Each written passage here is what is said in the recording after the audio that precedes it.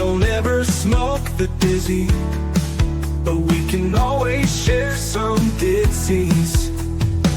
It's just a cup in time. This song doesn't have to rhyme. Life's all of us, not every moment we can be feeling fine.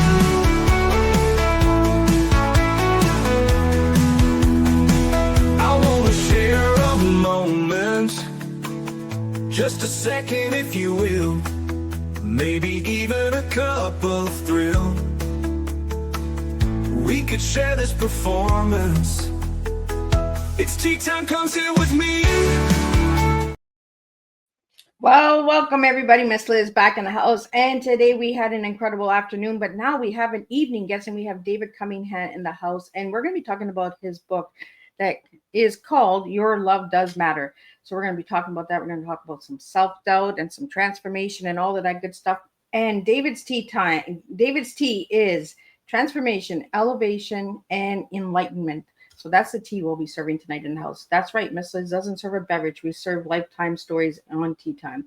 So before we get started, we're going to get everybody over to Miss Liz's YouTube channel, Spotify channel, Facebook, LinkedIn, all of those good places. Give it a quick follow, subscribe, and pass these tea times out to anyone that you know that it will resonate with or make a difference, because each tea time does make a difference. I guarantee you. So let's get started with disclaimer, and then we're going to get David in here and we're going to spill some tea together tonight. Disclaimer for Miss Liz's Tea Time live show. Miss Liz's Tea Time is a global platform dedicated to sharing real life stories, diverse perspectives, and meaningful conversations that inspire awareness, healing, and connection. I, Miss Liz, is going live using StreamYard. Before leaving a comment during the live broadcast, please grant StreamYard permission to display your name at StreamYard.com. Please be advised that all the content brought forward during any Tea Time show is presented in good faith. However, discussions may include opinions, beliefs, and perspectives that do not necessarily represent the views of Miss Liz or the Tea Time platform. Information shared by the guests is based on their own experiences and is perceived to be accurate at the given time of airing. All guests, viewers, and participants are responsible for using their own judgment when considering any action or decision that may relate to the discussions. Some episodes may cover sensitive topics, including but not limited to trauma, abuse, grief, mental health, and other emotionally triggering subjects. Listeners' and viewers' discretion is strongly advised. Tea Time with Miss Liz is an open discussion forum designed to offer insight, inspire awareness, and create connection. It is not a substitute for professional, medical, legal, or therapeutical advice. If you require professional support, please seek assistance from qualified professionals or trusted resources in your area.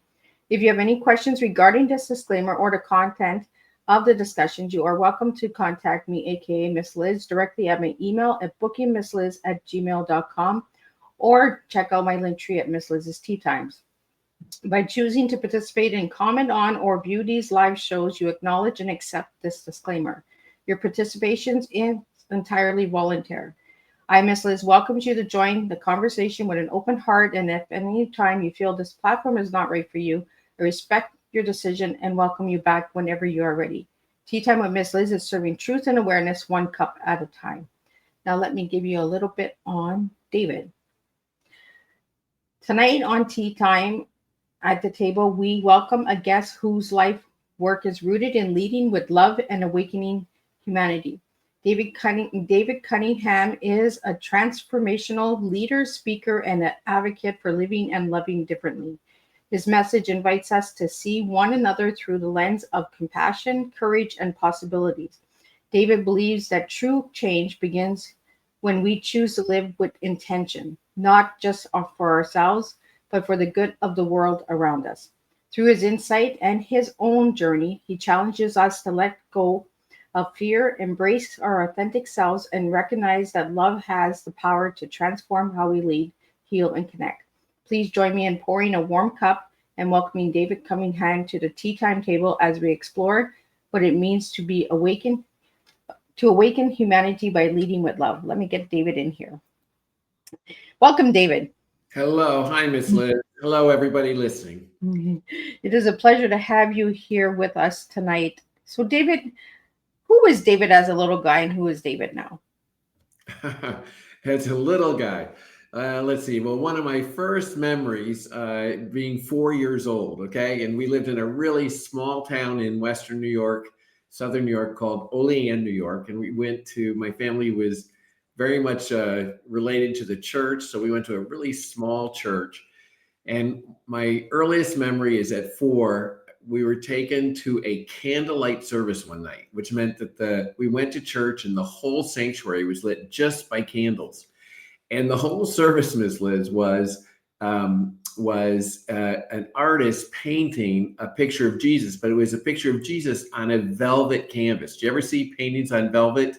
Oh, that's old school. Old school. I've seen them like along the highway. I've seen pictures of Elvis Presley painted on velvet, right? Well, this was Jesus and the lambs and the little children being painted on velvet. But to my 4-year-old eyes, it was the most beautiful thing I had ever seen my whole life, right? But I think, Miss Liz, as I reflect on it, it was my first encounter with my own soul, because as I watched this picture being painted, I was struck by Christ's love for the children.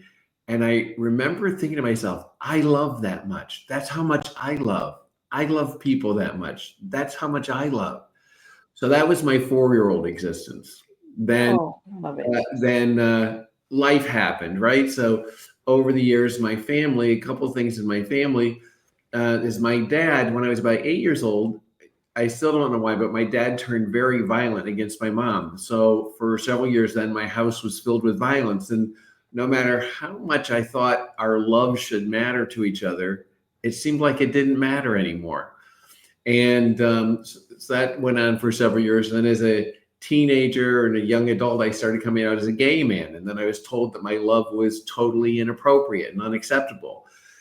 And then we moved away from the rest of our family, and it just seemed like love didn't matter anymore. So that was my journey. And so for several years, I knew I loved, but it got suppressed. I got suppressed. I kind of gave up on my love. And it wasn't until I did some real transformational work myself in 1983, I did a program called the S Training, invented by a gentleman named Werner Erhard. And in those programs, I truly just got my eyes opened again to everything that was limiting me from the expression of and the experience of my love. And I got that loving was really possible again. And so that opened up a new era of my life. And then in about 2000, I met a guru. Her name is Saima. And I got touched by this spiritual awakening that just opened my heart fully. In my relationship with Saima, I just got the total freedom to express my love again.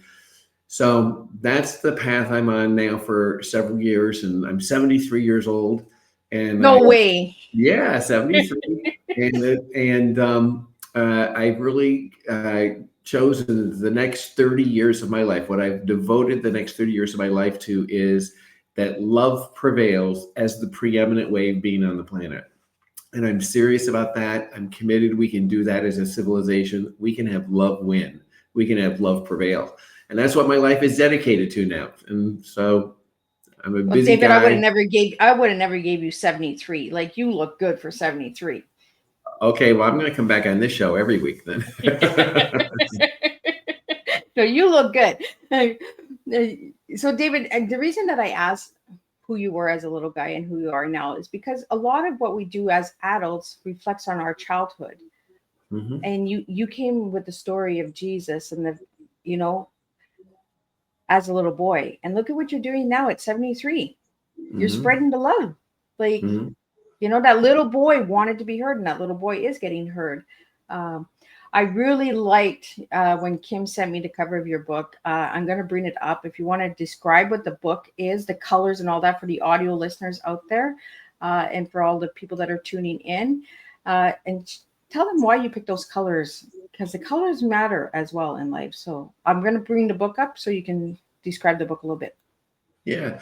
Well, for those of you that can't see the book, it's a sage green background with a beautiful white lotus, kind of the centerpiece of the book, of the cover of the book, a beautiful white lotus. And then with purple lettering. It says, "Your love does matter." And purple, that color purple for me is the color of passion and the color of devotion. And so it's my favorite color. You'll see it just about everywhere I go.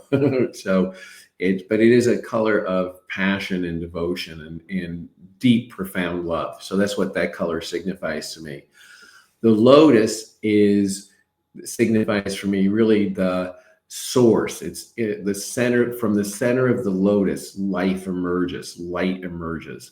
And so it's the lotus for me signifies really the source of life itself. And so that's how I relate to love, is that loving when, as human beings, what's there naturally for us, and what's there in the purest living of our lives is to love. And if we're not loving, my assertion is we're just trapped by something. We're trapped by some opinions, judgments, some resentments. We're trapped by something. So the job is never to become loving. The job is to simply be able to free ourselves from whatever prevents ourselves from loving. My assertion is clearly that when we're free, we love. So the lotus represents, on the cover of the book, represents really the source of life, love itself, and that's who we are as human beings. I love the title, Your Love Does Matter. Good. We need to say that phrase a little bit more in life. Your love does matter. Yeah, and it matters to us. It matters to me that I love. It matters to the people around me, and it matters to the world. That's why the subtitle of the book, Miss Liz, for everybody, is A Journey to New Consciousness and Expanding Your Love Footprint. And I'm really hoping that whole notion of that we have a love footprint catches on in the world. That just like we have a carbon footprint, and it's so important that we're aware of that. How about, yes, we also have a love footprint. In other words, every time we leave an interaction, whether I talk to a clerk in a store for 30 seconds or I work someplace and I have work colleagues for 10 years, when I leave that interaction, what do I leave behind? Do I leave behind argument, judgment, resentment? Do I leave behind indifference? Or do I literally leave behind love? And that's what I'm committed to, is that we can be aware of that every time we leave an interaction, we leave an energy behind, and we can get committed that when we leave love behind, expanding our love footprint. And I love it because you're getting into the question. So I don't even have to ask the questions. He's coming around and he's just flowing and pouring them, because I had the footprint here. I had the color purple. And you brought up purple as your favorite color, David. And you said that it is passion and devotion. What age were you drawn to purple? Oh, I can't remember not being drawn to purple. So It's always been my favorite. It had to be pretty early, right? I'm back with, Crayola crayons. It was the one I went for first every time, right? So I can't remember not being drawn to purple. Well, that's nice. And purple is a nice color. Mm-hmm. And that's the first time I've gotten the word devotion for purple. So that's interesting. I think devotion, it's also one of the fundamental, expressions of my life. I think being devoted, and, the question is always, well, what would I be devoted to? Right. And so to explore that question, what is it I would be devoted to? I love the question. I love devotion. I've chosen love and the energy of love and the energy of creation as what I'm devoted to. That as far as I'm concerned, what my life is about is giving the most life and love to the most people I can as fast as I can. That's what I'm devoted to. And see, the next question, I asked you to give me a word to describe yourself, and you gave me the word devoted. See, I'm going to love this tea time. I just got to do check, check, check. You're making my job easy here, David. And I'm not missing that you dressed in purple tonight. So thank you for all my listeners know that Miss Liz does this. The question that I ask all my guests is what their favorite color is, and I wear their color to show appreciation for my guests. So that's beautiful. It's only for my guests. And so you gave me purple, I put purple. Beautiful. This afternoon was blue, so Miss Liz and wore blue. It's just to give appreciation that you guys take the time to sit and have tea with me. Mm, It's just my extra little special touch, the love that I give to all of my guests. mm.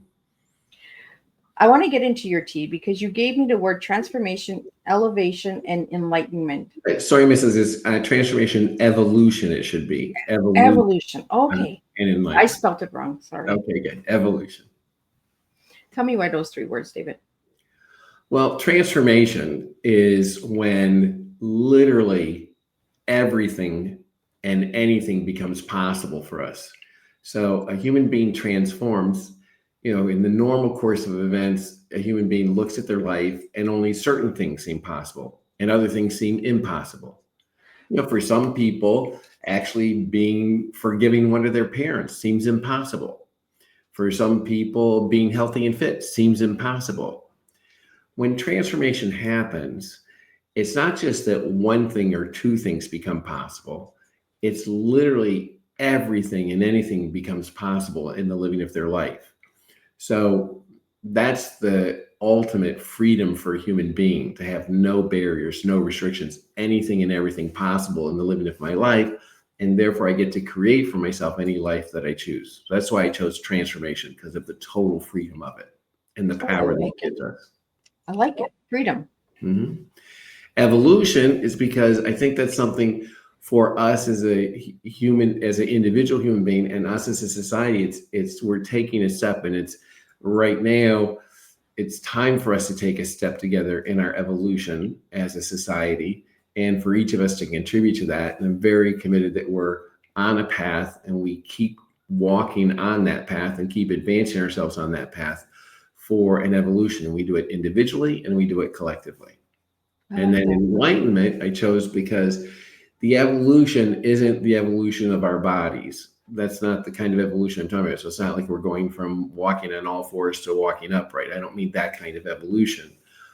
I mean a evolution of our consciousness, that literally our awareness of who we are and the divinity that we are.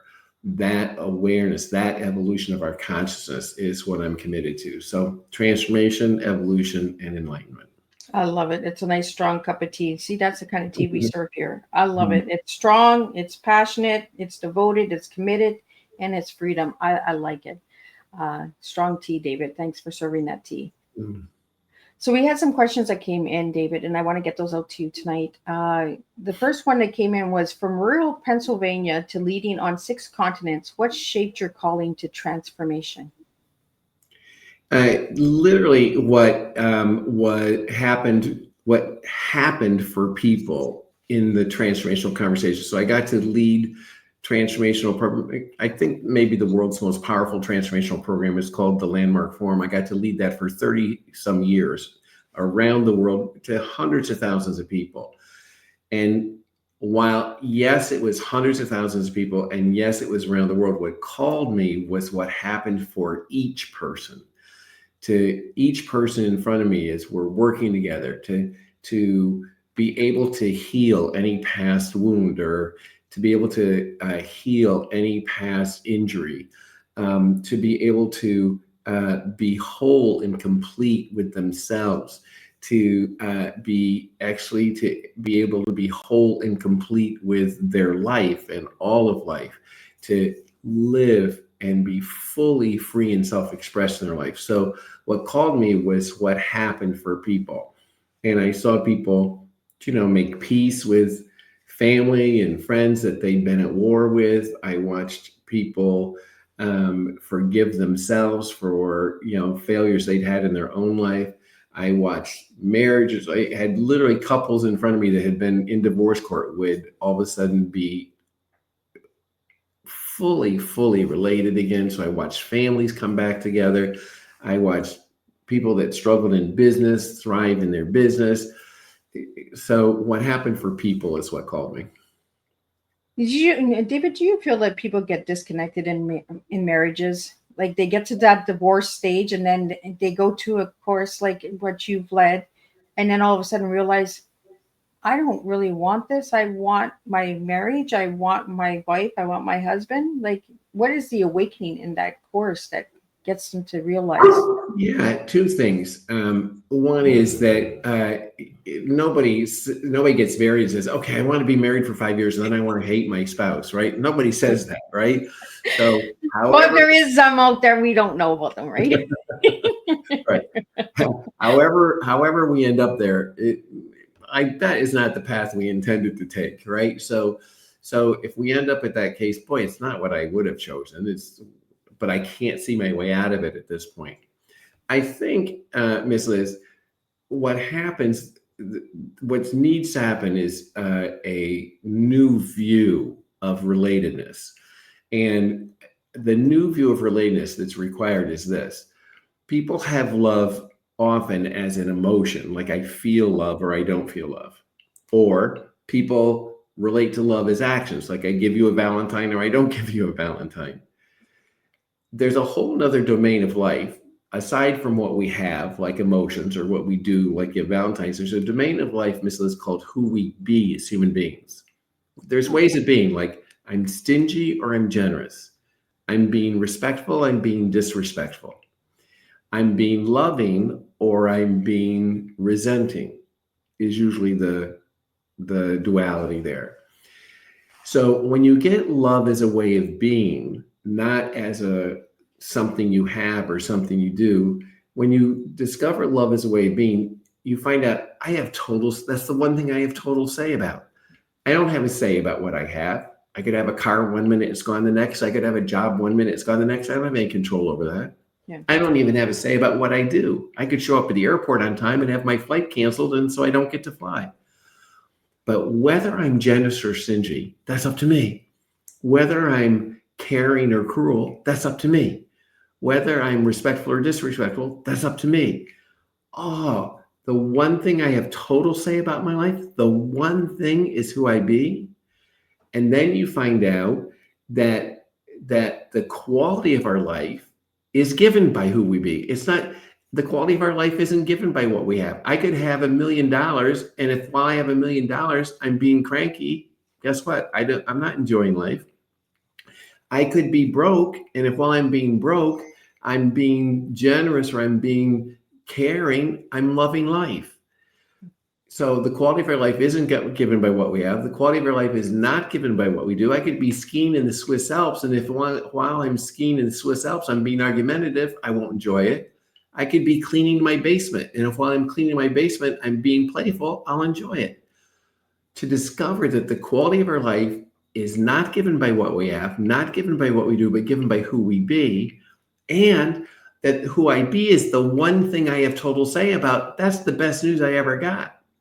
And then to find out, oh, the thing that gives me the most joy is being loving.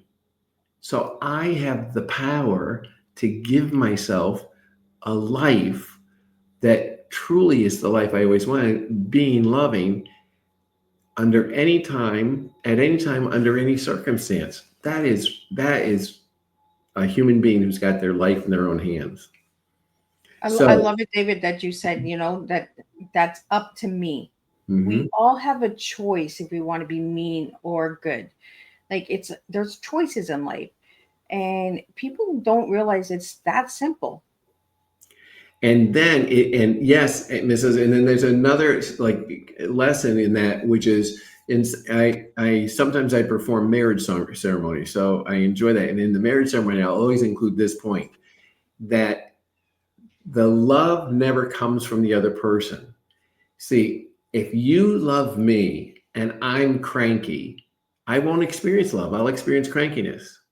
You could be adoring me, and if while you're adoring me, I'm judging you, I won't experience adoration. I'll experience judgment. Yeah. The other person can't give us anything. So in a relationship, if I go into a relationship expecting to get something from the other person, I'll almost always end up disappointed.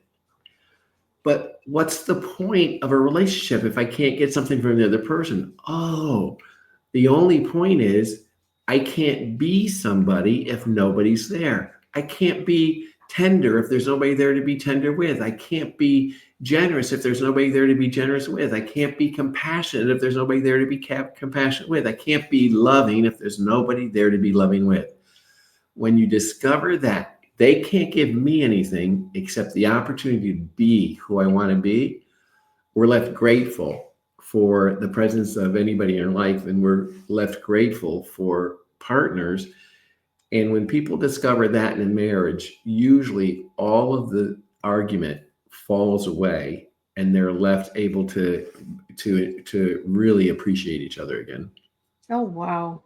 It's that simple. Self-love. We have to self-love ourselves in order to get the love in return. And again, I'll say one more time, loving self isn't like, oh, I should love myself more. No, it's, oh, if I'm not loving myself, something got in the way. Yeah. What got in the way? Let me get that out of the way. Some opinion about myself got in the way. Some view of myself or belief about myself got in the way. Oh, if I can move that off to the side, then I naturally love myself. So it's not trying to love myself more. It's identifying what robbed me of loving myself in the first place and putting that aside. I'm so glad you put that out there, David, because a lot of people are like, oh, I got to love myself more. I got to pat myself on the back more. That's not what self-love is. Mm-mm. And it doesn't work anyway. It might be there for a fleeting moment, but it has no lasting power. Yeah. So the next question that came in is, what does love mean to you beyond emotion and relationship? Well, again, I relate to love as a way of being. And so it's a possibility. What love means to me, it's a possibility in being human. It's a possibility in being me. So out of all the ways I can be, as you said, Miss Liz, it's a choice I make. I can choose being loving. So what love means to me is that it's a possibility in being me. I like that answer. Being me. Why do you think people are so scared of being me? Well, because again, we live in a world of judgment. So it's one of the biggest fears is the fear of what other people are saying or going to say. And we probably learned that pretty young, right? On playgrounds, kids could be pretty judgmental, right? I don't know. There's some adults that are out there that can be pretty judgmental too. Yeah, well, some of us unfortunately had parents that were condemning and judgmental of us as well. It's important to get that none of that is true. So this is a pretty radical statement for everybody. So no matter what, we each have a view of life. We see things a certain way. You and I don't see the thing. You and I could stand side by side and look at the same world and still have a different view of it. Yep. So to argue which view is the right one and which view is the wrong one is a silly, wasteful argument. Oh, we have views of life, and none of them are the right view. Oh, they're just views of life. So we want to be able to free ourselves from truths about ourselves and there's views, but those views aren't the truth. That gives us some freedom right there. Yeah. So how do you help people break through the shame and judgment? Well, the shame and judgment of self, judgment of self. Okay. So yeah, again, there's what literally happens is distinct from what we make up about what happens, our interpretation of what happens, or our story about what happens. So if I fail a grade in school, suppose I fail fifth grade. What happened is I failed fifth grade. But most kids, if they fail fifth grade, would then add something to that. They'd add, so I'm stupid, or I'm a failure, or, I'm not as good as the other kids. You'll notice long after fifth grade is over, what stays in place is that story that I'm stupid or I'm not as good as the other kids. What lasts for us is not the event, What lasts for us is what we made up about the event.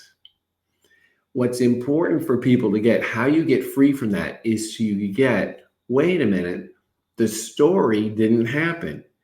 What happened is I failed fifth grade. I'm stupid, didn't happen. That got made up about the event. That's a story. So when you get a story is a story, Miss Liz, it has no impact on you. You know, Red Riding Hood, that's a terrible story, isn't it? The wolf eats the grandmother. That's like a Yeah, terrible story. that's traumatizing right there. Except you and I can listen to that story and we don't get traumatized simply because we know it's a story. Yeah. Goldilocks, think about it. She breaks into the bear's house. She eats their food. She breaks their furniture. She is technically what we call today a youth at risk. But you and I don't call the police when we hear Goldilocks because we know it's a story. Yeah. Stories that we know are stories have no impact on us. In fact, we're entertained by them. Yeah. It's only when we relate to a story like it's real, which happens for us even mostly every time we go to a movie, right? We go to a movie, and if it's a decent movie, somewhere in the middle of it, we forget it's a movie and we cry when people die.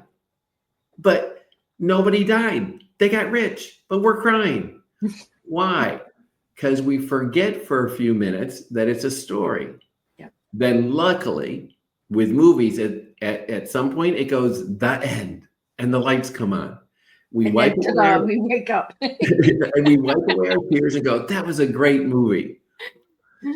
In life, there's no sign that says the end. So if at 10 years of age, we fail a grade in school and we make up the story that we're stupid, we don't relate to it as a story, we relate to it as real life, and it never says the end.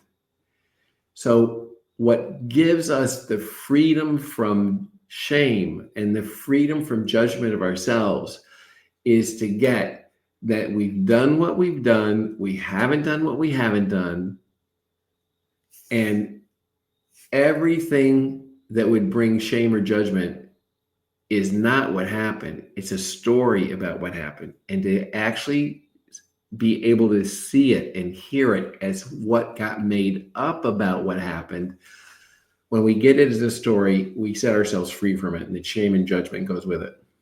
And that's when I close the curtains and we realize we can carry on. That's right. Show's over. That's right. Show's over. Close those curtains. That's right. What inspired you to launch the Love Matters collaboration, David? Well, the Love Matters collaboration. So I launched that as a nonprofit organization after I wrote the book. And I have a long history in advocacy and nonprofit work and grassroots movement. I started out as a special ed teacher. I was a director for several years of what was called the Connecticut Justice for Children collaboration, which that was way back in like the 1970s, when in those days there was no juvenile court system. If kids got arrested, they went right to adult court and right to adult prison. So we had to literally set up a juvenile court system. After that, I was one of the directors of the National Committee for Prevention of Child Abuse to get the first child abuse prevention laws passed in this country. And we were able to do that in every state.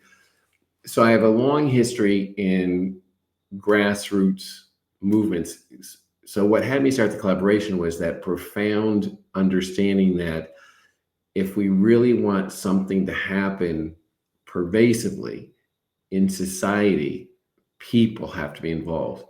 So I'm setting up the collaboration so that people can participate. So one of the things I'm going to do with it is I'm going to have people be able to join it.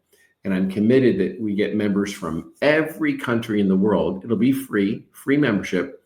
But when people join, they sign a pledge to expanding their love footprint. Oh, so that's why a collaboration, so people can participate, and that's when something becomes rooted in society.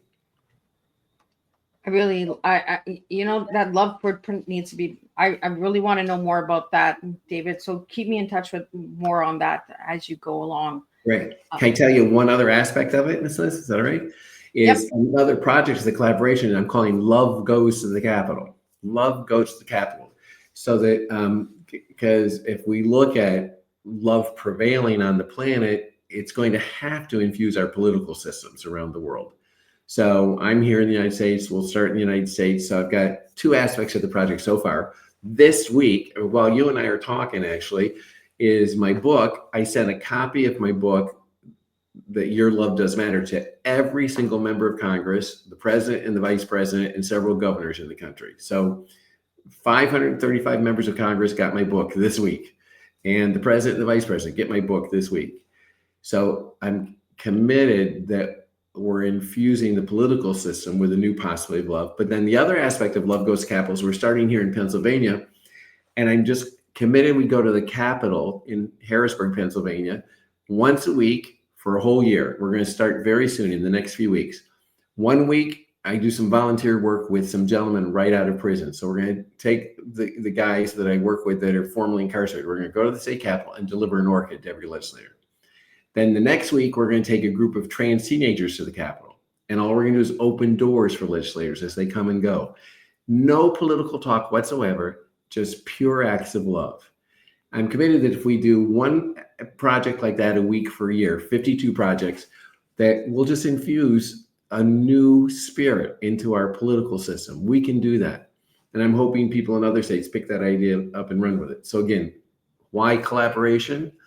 Is so people, I think people are hungry people ask, like, what can I do? I don't love what's going on, but what can I do? I want to give people something they can do really to bring love to the world. I like the approach that you're going because it's not political. It's coming with love, right? No politics whatsoever. That would just, take the whole thing down the drain right there. Yeah. No, I like that. And as it goes on, David, keep me posted because I'd like to know more about it. I'd like to get this done in Canada as well. We need more love in Canada too. Okay, great. And advocacy work needs to be done with the heart. Mm-hmm. I'm starting to see that a lot of advocates out there are doing it just for the show and losing the passion and purpose behind it. So I'm really happy that you're bringing this to the table, David, because we need more work like this. And I like the approach of sending your book to everybody. That's how we open doors, get people read and see through words and that as well. Good. I'm just committed. It's got to make some difference. And, we'll follow it up with all different kinds of activities, but it's a start. Just get the message out there. So the 52 projects, do you have a lineup of 52 projects already in go or? No, I only have my first 3 thought of, but that's the point. I got to give other people a chance to invent them. Right. So, well, that's where the collaboration comes in, right? Exactly. My little pea brain over here, I came up with 3. Okay. I got 49 more I need. Okay. Come on. Let's start thinking together. But that's what it is, right? We got to bring people together. We got to work together. We got to collaborate together. And I'm big on collaboration because that's how we make a difference is by one person at a time. One person gives your thought, the next person gives a thought, and then we slowly connect those dots, right? And we make the difference. Yeah. And Miss Liz, we've got to rely on, this will only triumph if we rely on really betting everything on love. Bet it all on love. So mostly if you watch society today, people are counting on being right. You listen to people argue that they're right and somebody else is wrong. I'm the right one. I'm the right one. And it seems to have become much more important than being related is being right. And, but again, that all becomes, well, first off, it's the source of division between people, because if I'm right, somebody else is wrong. But it's also based on an illusion that anybody's ever right. I'm going to say something radical. I've never been right ever once in my life, and I've never been wrong though either. I have my views of life, and everybody else has their views of life. Nobody's ever been right. Nobody's ever been wrong. And if we could get that across, if people could oh, yeah, I've got my view, you've got your views. Neither of us are ever right. Neither of us are ever wrong. Oh, then we can just count on that somehow I can work anything out with anybody if I keep my love present. Yeah. If my righteousness takes over, I can't work things out with them. If I keep my love for them present, I can work anything out with anybody. Well, it's kind of like in the disclaimer that I say at every show, right? Everyone has their own perception. It's the 6 or the 9 or the 6, right or wrong. Mhm. We all have a difference in the world that we can make. And it goes back to what you said at the beginning of the show, David, the choices, right? Mhm. We have a Mhm. choice if we want to be bad or good. Like we have a choice if we want to be happy or sad. We have the power to do that. And we have the power between love and hate, so we can change it if we work We- together and we collaborate together. That's correct. And if we stand there and operate from that principle, then again, we've got all our power and all our freedom to really create our lives, not react to life, but create life. Yeah. And when did we give up having clean debates? Well, when we fell for the illusion that there's right and wrong, somebody's right and somebody's wrong. Yeah. As soon as that illusion, comes into play, then it's no longer a debate, it's an argument. So, I have in the United States, in the current political system, there's been a lot of division. And in the last election, families got divided, friends got divided. And I have a neighbor that I care deeply about. I love my neighbor. And I was surprised when I found out he was voting the other way than I was, quite frankly. Really? And I was like, kind of surprised, really? And then I saw a couple Facebook posts that he made that were kind of argumentative about it. And I was like, really? Like, I was troubled by it. So I called him up. I said, can I come over? I want to just talk to you and I want to hear what you think, right? So I went over and I probably spent 2 hours in his kitchen just listening to his views. I said, tell me how you see things. Now, at a couple points during the conversation, I have to admit, I started thinking, he's wrong. And I noticed as soon as I had that thought, I wanted to argue with him. And as soon as I had the thought he was wrong, I didn't feel connected with him, even though I love him dearly. Yeah. I had to keep catching myself. Oh, wait, he's not wrong. He has a view that's different than my view. Let me understand his view and have compassion for a human being with that view. And at the end of the couple hours, I listened and I heard how he saw life. I still didn't see it the way he saw it, but we were left connected, related, just important to each other. Our different views didn't come between us. Different views only come between people when you think one of them's right and one of them's wrong, which would be a silly thing to think. Well, and you're still good friends with your neighbor. Oh, we're adore each other. Yes. David, I want to talk about the Awakening Weekend that I found on your website. So tell us about that. How does that work and all that good stuff? Yeah, well, it's a program that I've invented, Miss Liz. I'm really pleased with it. So I led a transformational program, as I said, for almost 35 years. I've also done quite a bit of spiritual work myself in relationship with my guru. Her name is Saima. I lead guided meditations. I teach different spiritual teachings, etc. I wanted to create something that was brand new that brought those two worlds together. The world of transformational discoveries and the world of spiritual awakening. I knew somewhere when those two worlds came together, there had to be something new that we hadn't talked about yet. We hadn't explored yet. And I think I've done it. So I've created a program called The Awakening, which I'm really pleased with. I'll be leading it in Philadelphia this month, starting October 23rd, and in Los Angeles, starting November 6th. And people can find out about it on my website, yourlovedoesmatter.com. But I think in that program, it's just a 3-day program. I think we've done it. We've put transformation, crossing paths with spiritual awakening, another way I'm referring to the program, Miss Liz, is I'm calling it an anointment of self as source. an anointment of self as source. I think in that program, people are going to leave that program really relating to themselves as the source of their life and at the source of life itself, and leave truly loving who they are, at peace with who they are, with a purpose, with a real sense of purpose and the kind of fulfillment that comes with having a sense of purpose. So I'm really pleased about it. I can't wait to deliver it. And we have a question here. It says, what difference from other self-help books are out there are, I'm guessing with your book? Is your book a self-help book?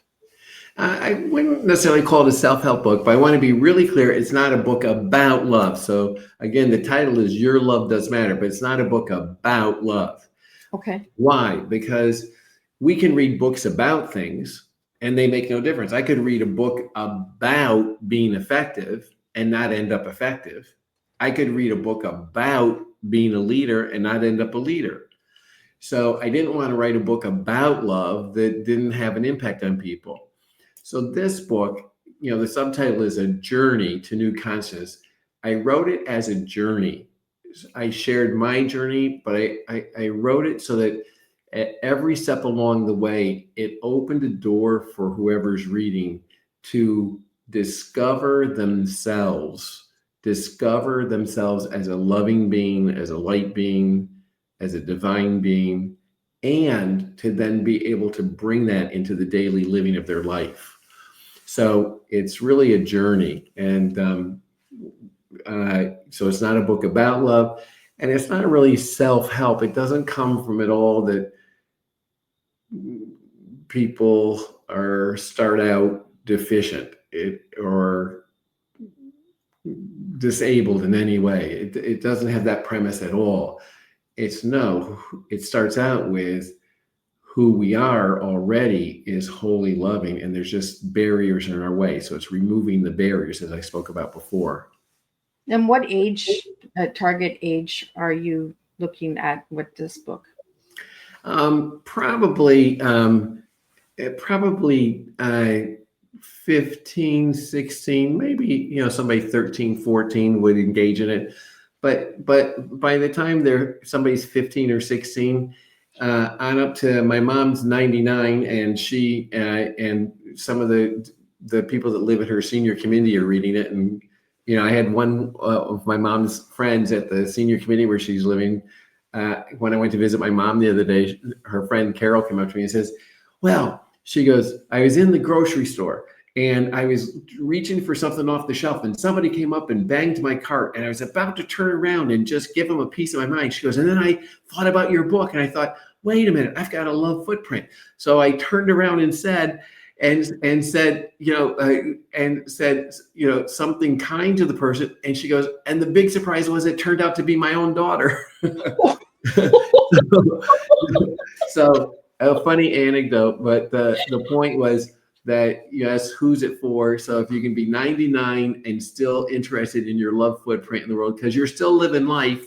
My mom's 99. We're looking forward to her 100th birthday in a while.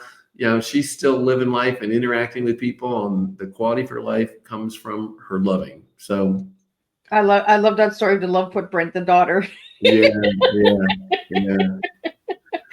Another woman came to me and said, in the same senior community, said that she and my mom were down at dinner in the dining room, and they had a young teenager that was a waiter, and he was really great. And she said she got back to her apartment after dinner and realized she didn't really thank him. She said, I thought about your book. And she says, I didn't go out of my way to tell him how much I appreciate him. So she literally went back down to the dining room, found the young man just to tell him again how much she appreciated, how great he was. Again, conscious of her love footprint. So from probably 14, 15 to a million, and anywhere in between, that age group. Oh, I love it. And I love that love footprint. I really want that to catch on worldwide. I want that to become a global conversation. So I appreciate being on your podcast right now. So again, we can share about it. And the more people hear about it, the more pleased I am. And David, give me one word that defines love for you. One word that defines love? Grace. Oh, Grace, ultimate love. Would be love that doesn't have to be deserved and is never taken away.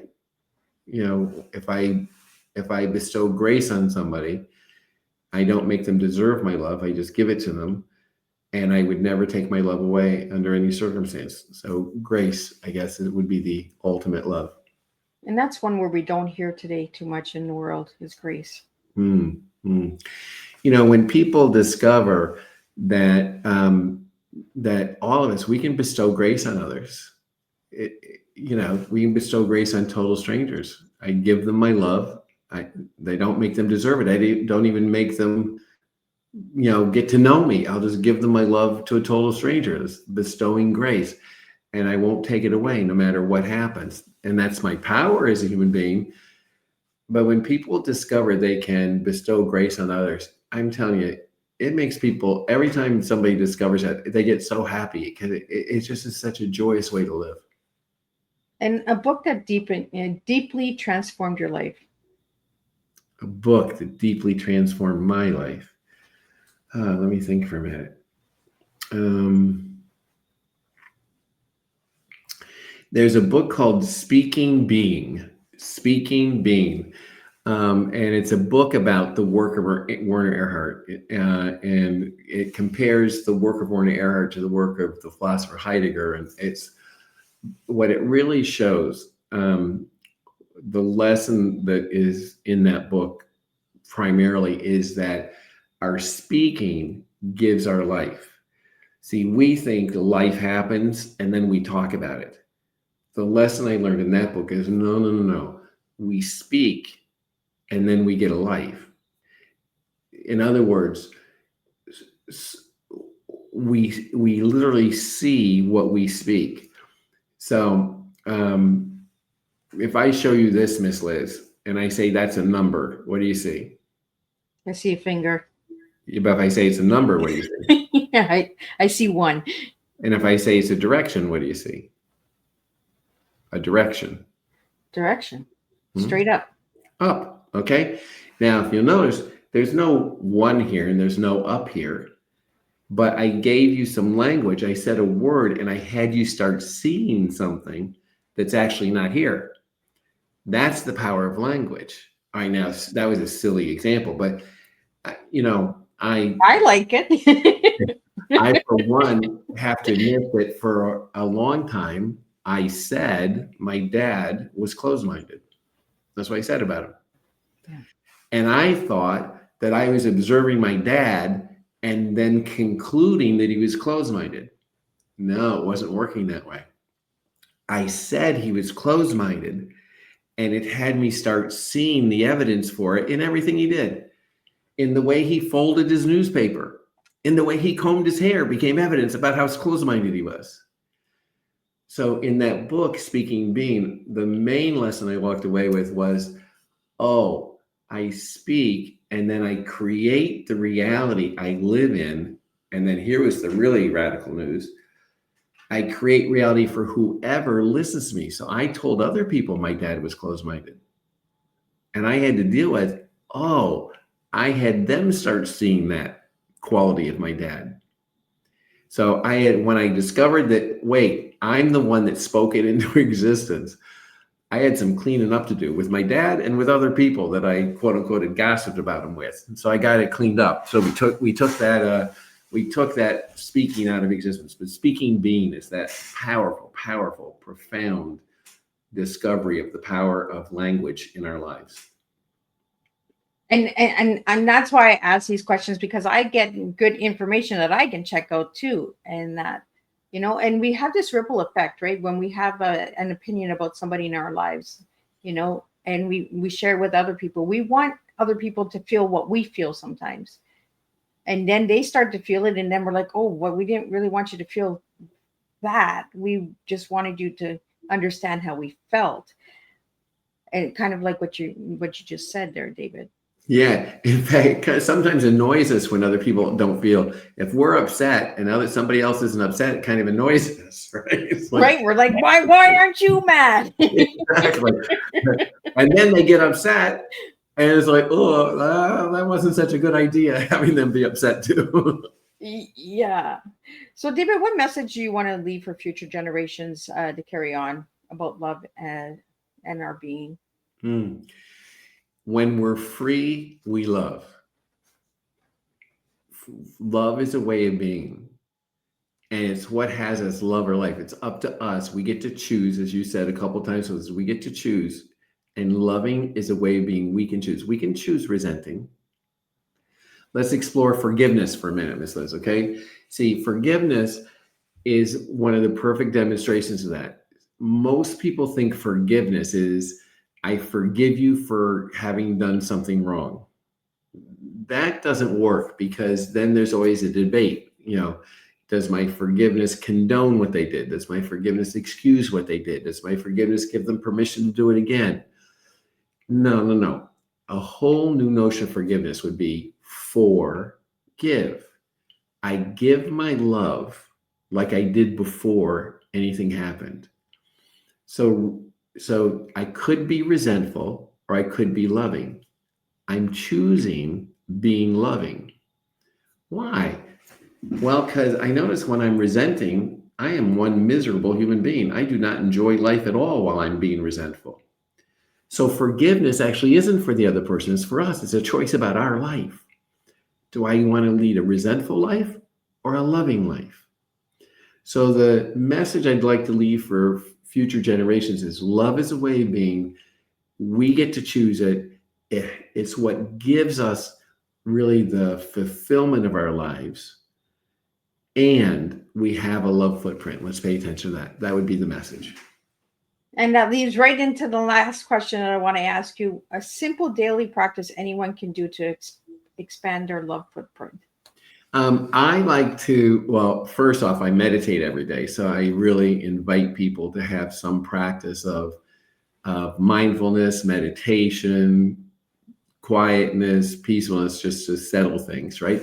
But then when I'm done meditating, the real practice is this that I wanted to share with you, is that I start envisioning my day. So I envision where I'm going to go next, who I'm going to be with, and I visualize myself being in that situation as love, purely loving. And so then I imagine what could happen being there with that person, doing whatever we're doing, bringing love to the situation. And then I picture, okay, then what am I doing after that? So visualizing my day, where I'm going to be, who I'm going to be with, what there is to accomplish. And before I go, visualize myself being there, loving, and imagine what extraordinary things could happen that way. So that practice, I think, is really powerful.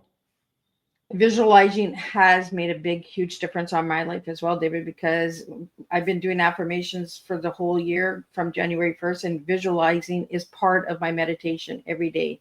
Just Wonderful. kind of putting yourself in situations and environments where you see peace and harmony. And, Mhm. when life gets too heavy, you just close your eyes and put me on a mountaintop or, riding the waves, riding a surfboard. Not that I could ride a surfboard, maybe one day. Hey, but you can visualize it. Right? And Yeah, I'm not hurting anybody because when I open my eyes, the story's over. yeah, exactly. Exactly. Visualizing what I'm going to bring to the party before I get there. And then it has me create my day really powerfully. And then I like to assess it at the end of the day too. Yeah. And sometimes we blow it. Like, geez, I just had an interaction a couple months ago with my dry cleaner that, oh boy, I'm sure glad nobody videotaped that. Oh boy, I was, There was no oh, love footprint that day. oh boy, I really blew it. I was so righteous. I mean, it was about shirts. If you can believe it or not, it was about how clean the shirts were. I mean, like, what a ridiculous thing to argue about. But I was just right and he was wrong and I was convinced of it. And we had an argument and I left and, it was not nice. And I had a 5-minute drive home. And as soon as I got home, I called him back and said, I'm so sorry. It was the good news is we can clean it up. If we make a mistake, we can clean it up and on a moment's notice too. So I got it all cleaned up, but I like to evaluate myself after interactions about my love footprint and And really tell the truth to myself. What did I leave behind? And David, where can people find your book and find more about you? They can find the book on Amazon. Okay, that's the best place to find it. Your Love Does Matter by David Cunningham. But I really would love people to visit my website, yourlovedoesmatter.com.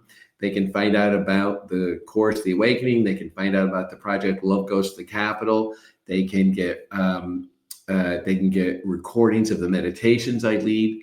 If they do Your Love Does Matter /gift, Your Love Does Matter /gift, it'll take them right to a set of meditations that I want to make available for free for people to download and enjoy this. There's 30-minute meditations that I lead in the morning on Zoom, and I'll be announcing another series soon so people could join. They're free. So I just would love for people to visit my website and, be part of the collaboration. Awesome. Well, thank you so much for joining me. I'm just going to do a closing summary and then we're going to wrap it up. Thank you, Miss Liz. Thank you, really, from the bottom of my heart. Thank you so much for this conversation. What a deeply moving tea time we've shared today with David Cunningham. His wisdom reminds us that leading with love is more than an ideal. It is a daily practice, a choice, and can ripple through families, communities, and even the world. David's words invite us to pause, reflect, and realize that awakening humanity begins with each of us, in how we speak, how we listen, and how we show up for one another. As we close this cup of tea time, let's carry forward David's call to action to live boldly, love intentionally, and lead in the ways that lift others. Thank you, David, for bringing your heart to the table and inspiring us to believe that love truly can transform everything it touches. Thank you, everybody, and I will see you same time, same place, and we'll do it all over again. And a special shout out to Shadow God. I see you in the studio. Thank you for showing up. And thank you to the viewers on Instagram, YouTube, and LinkedIn who also joined us tonight.